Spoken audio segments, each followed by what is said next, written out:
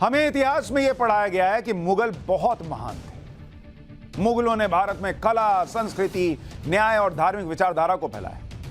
लगभग 300 साल के शासनकाल में मुगलों ने भारत को समृद्ध बनाया।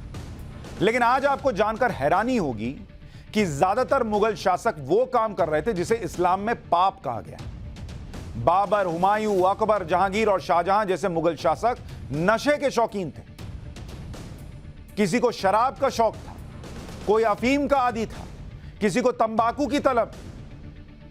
और ये सारी चीजें, कोई भी नशा इस्लाम में हराम है। और ये लोग इस्लाम फैलाने का दावा करने वाले खुद क्या कर रहे थे आज सुनिए। और ये सारी बातें मनगढ़ंत या कोई किस्से कहानी नहीं है। इन सारी बातों को खुद मुगल शासकों ने लिखा है भाई, अपनी मर्जी से नहीं बता रहा हूं।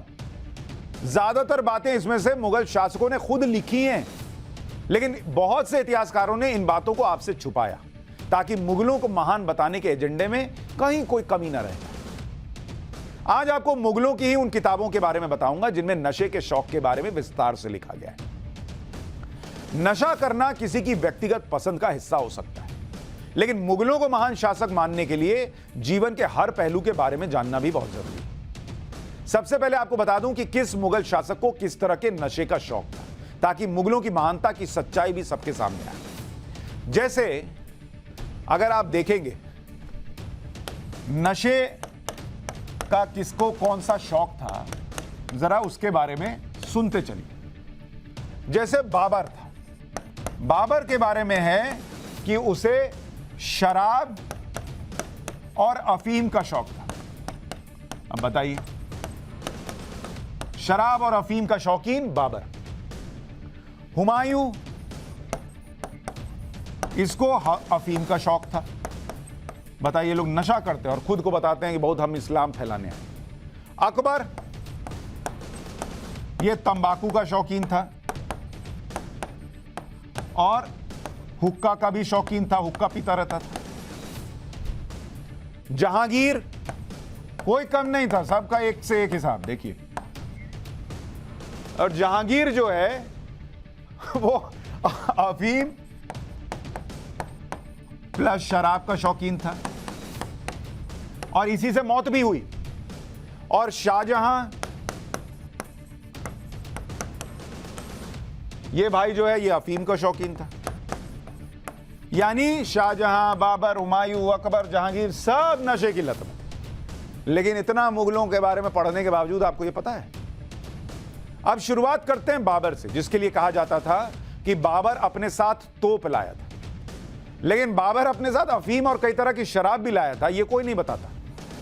बाबर की ऑटोबायोग्राफी है बाबरनामा, मतलब उसने खुद लिखी है बाबरनामा। उसके मुताबिक बाबर को शराब और अफीम का शौक था।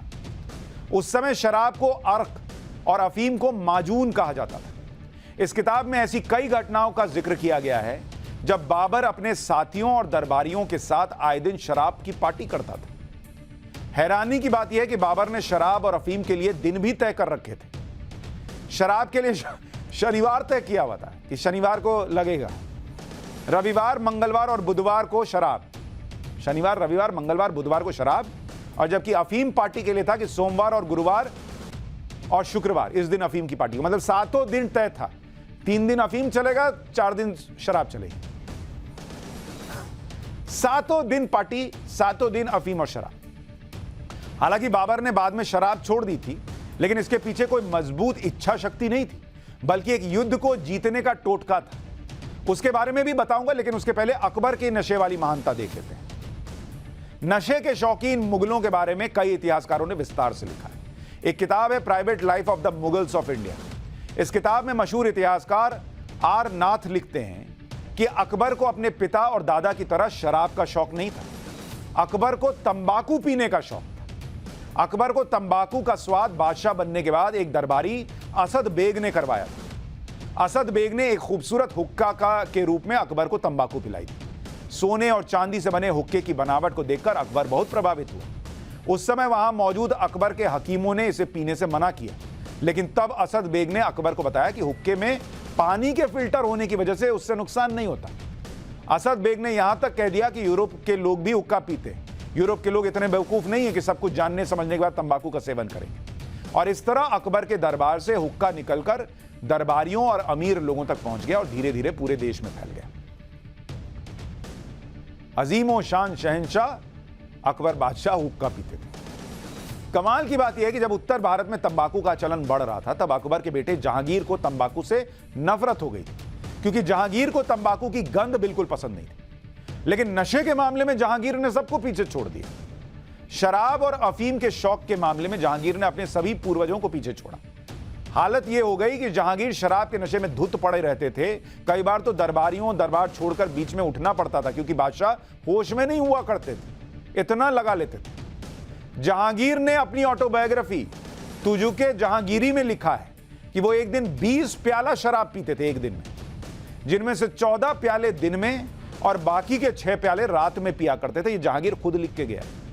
उस वक्त जहांगीर की शराब में डालने के लिए बर्फ कश्मीर से मंगवाई जाती थी। शौक देख रहे हैं, बर्फ डाल के ऑन द रॉक्स, और शराब जो है वही है, बर्फ आ रही है कश्मीर से। तुजुके जहांगीरी में जहांगीर ने लिखा है कि 15 साल की उम्र में खांसी को ठीक करने के लिए उन्हें पहली बार गुलाब जल में शराब मिलाकर दी गई। इसके बाद अफगानी विद्रोहियों के साथ एक युद्ध में बहुत थकान होने के बाद एक सेवक उस्ताद शाह कुली ने थकान मिटाने के लिए शराब पीने की सलाह दी। इससे जहांगीर को बहुत अच्छा लगा और उसके बाद शराब की आदत हो गई। शराब की डोज इतनी बढ़ गई कि जहांगीर के हाथ कांपने लग गए। इसके बाद हकीमों ने इलाज किया। इससे धीरे धीरे जहांगीर ने शराब पीना तो कम कर दिया, लेकिन तब तक जहांगीर को अफीम की लत लग चुकी थी।